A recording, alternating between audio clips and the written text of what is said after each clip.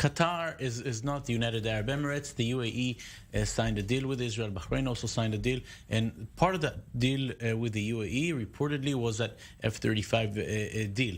The F-35s by the UAE do not threaten Israel. But why was the anger here? Because of the feeling that if the United Arab Emirates will now be allowed to acquire this very innovative and new American technology, other countries in the region will want to do it as well.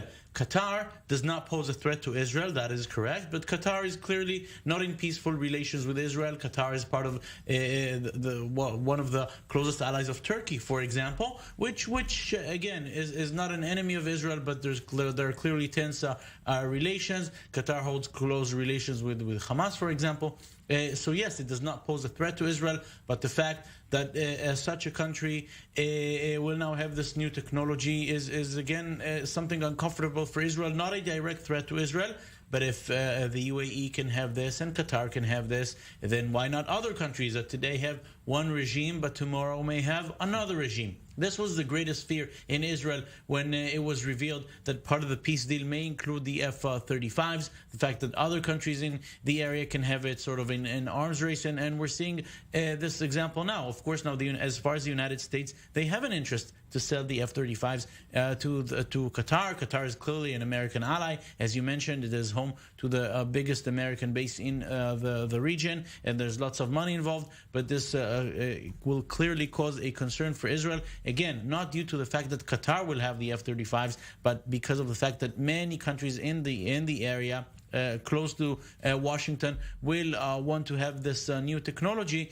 And again, they have one regime today, but who knows what will happen tomorrow.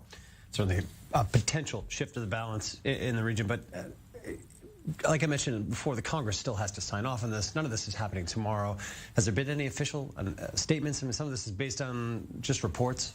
The comment has been no comment, which is a comment by itself, but that's what the State Department has said so far. The United States is not directly commenting on this.